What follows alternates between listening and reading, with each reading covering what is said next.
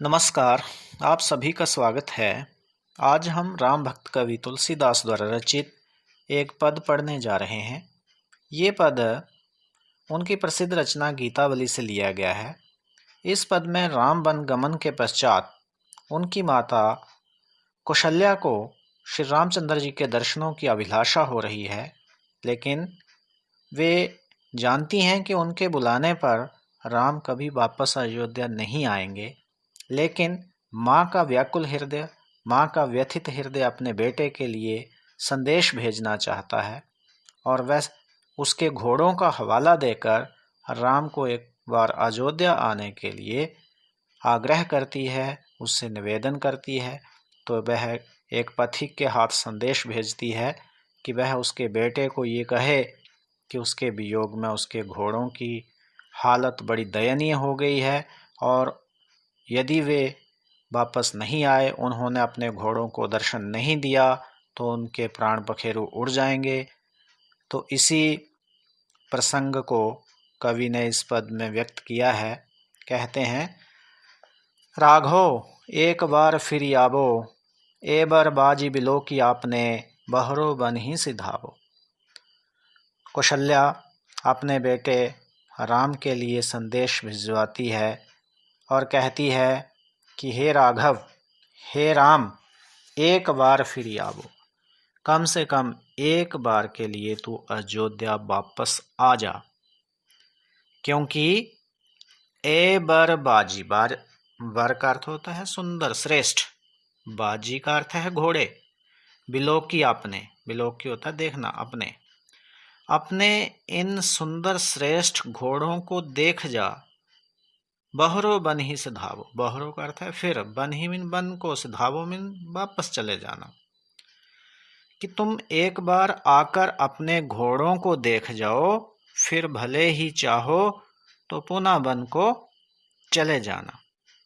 तो क्या हो गया है उनके घोड़ों को? अगली पंक्ति में कहा गया है, जे पय प्याए पोखी कर पंकज बार बार चुचुकारे, क्यों जी वही मेरे राम लाडले, ते अब निपटन बिसारे। ये वो घोड़े हैं जिन्हें तुमने पय प्याए पोखी कर, पानी पिलाकर, पोषण करके, खाना खिलाकर, चारा खिलाकर, और पंकज, पंकज होता है कमल, कर पंकज, कमल जैसे सुंदर सुंदर कोमल कोमल हाथों से बार बार तूने जिनके स्नेह दिया है, जिनके पीठ पर अपने कमल के समान सुंदर सुंदर हाथ फेरे हैं, क्यों जी वही मेरे राम लाडले, हे मेरे प्रिय राम, पे घोड़े अब क्यों जिएंगे? वो जीने की इच्छा छोड़ चुके हैं, क्योंकि उन्हें किस चीज का दुख है कि ते अब निपट बिसारे, निपट होता है पूरी तरह से, बिसारे मैंने भुला दिए हैं, कि आपने अब उन घोड़ों को पूरी तरह से भुला दिया है। और यही कारण है कि वे घोड़े आज भी तुम्हारे प्रेम के भूखे हैं, तुम्हारे दर्शनों के अभिलाषी हैं, क्योंकि ये घोड़े तुम्हारे बड़े प्रिय थे। तुमने अपने कर कमलों से उनको पिलाया है, खिलाया है और बार बार उनके पीठ को सहलाया है।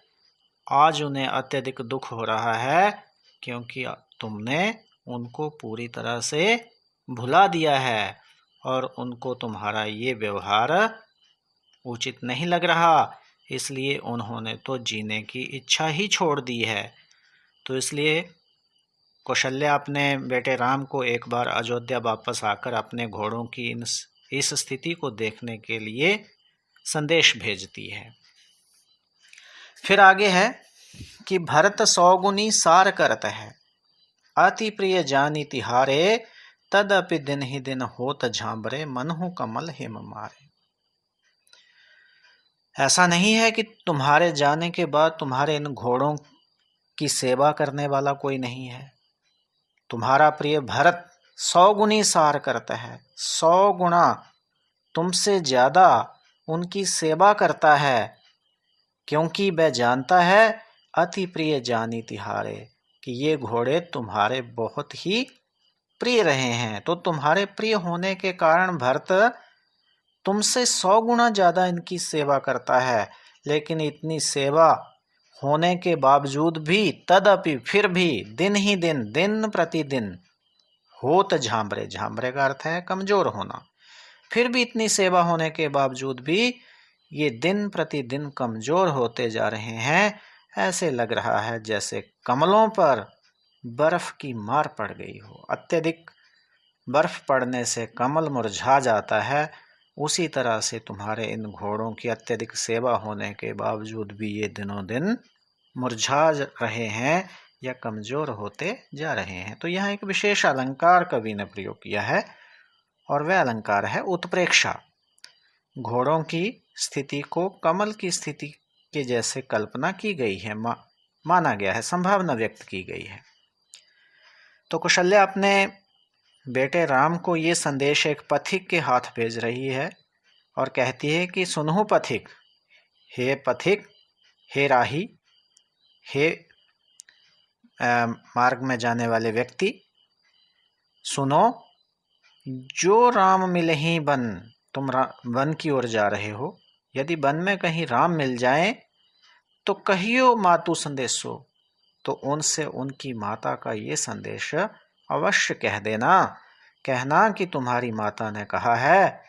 तुलसीदास जी कहते हैं कि मोही और सब हिनते इन्हों इनको बड़ो अंदेशो, अंदेशा मिन फिकर, चिंता, मोही मिन मुझे, और सभी मिन सभी से, इनको बड़ो अंदेशो, इनका मुझे अब बड़ा फिक्र होने लगा है, बाकियों से मुझे अब सबसे ज़्यादा तुम्हारे इन घोड़ों की ही फिक्र होने लगी है। तो कहने का भाव ये है कि राम के वनगमन के पश्चात मनुष्य ही नहीं, सगे संबंधी ही नहीं, अपितु उनके घोड़े भी विरह में व्याकुल हैं, व्यथित हैं। सारा वातावरण राम के वियोग में व्यथित है। पशु हों, पक्षी हों, मनुष्य हों, माताएं हों, भाई हों या अयोध्या के नर नारी हों, सब उनके दुख में व्यथित हैं। और यहाँ तो मुख्य रूप से एक माँ के हृदय की व्यथा ही व्यक्त हुई है। घोड़ों के माध्यम से कौशल्या ने अपने ही मन की व्यथा को व्यक्त किया है और बहाने से, घोड़ों के बहाने से उनके हृदय की ही ये इच्छा व्यक्त हुई है कि एक बार राम किसी बहाने से वापस आ जाए तो वह भी अपने बेटे का मुख देख लेगी, उनके दर्शन कर लेगी और सुख पाएगी। तो ये उनके हृदय की इच्छा व्यक्त यहाँ हुई है।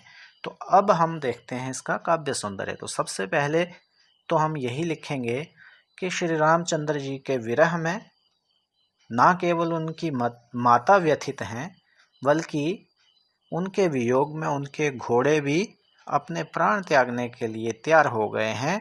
यह एक बड़ा ही मार्मिक वर्णन है जो तुलसीदास ने इस पद में किया है। अब हम दूसरी पंक्ति में अनुप्रास अलंकार देखते हैं, क्योंकि हमें पता है तुलसीदास अनुप्रास प्रयोग करते ही हैं। तो हम शुरू करते हैं। बर बाजी बिलोकी में ब वर्ण की आवृत्ति हो रही है। बहरो बनही में भी ब वर्ण की आवृत्ति है।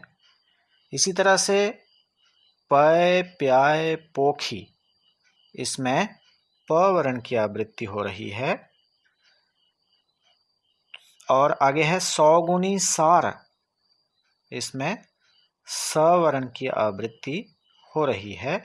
तो इनमें अनुप्रास अलंकार का प्रयोग हुआ है।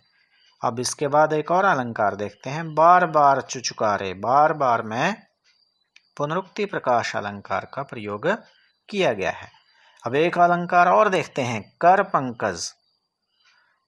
तो कर जो है उनको पंकज का रूप दिया गया है, हाथों को कमल का रूप दिया गया है। तो यह रूपक अलंकार प्रयुक्त हुआ है। इसी तरह से एक और अलंकार हमने देखा था, तदपि दिन ही दिन होत झांबरे, मनहु कमल हिम मारे। तो यहाँ उत्प्रेक्षा अलंकार है, क्योंकि घोड़ों की स्थिति को बर्फ से मुरझाते हुए कमलों के समान दिखाने की संभावना यहाँ व्यक्त की गई है, तो इसलिए उत्प्रेक्षा अलंकार का यहाँ प्रयोग हुआ है। अगर रस की स्थिति देखें तो ये भी वात्सल्य रस है और भी उसका वियोग पक्ष यहाँ चित्रित हुआ है।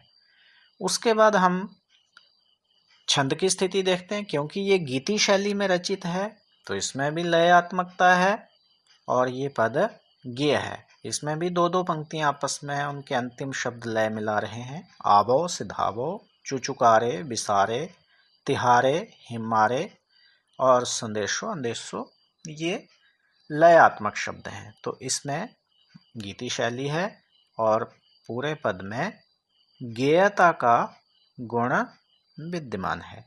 अब इसकी भाषा की बात करें तो ये ब्रज भाषा में ये पद जो है वो रचित है। तो इस छंद की भाषा ब्रज है। तो प्रिय विद्यार्थियों, मैं आशा करता हूँ ये पद आपको समझ आया होगा। धन्यवाद।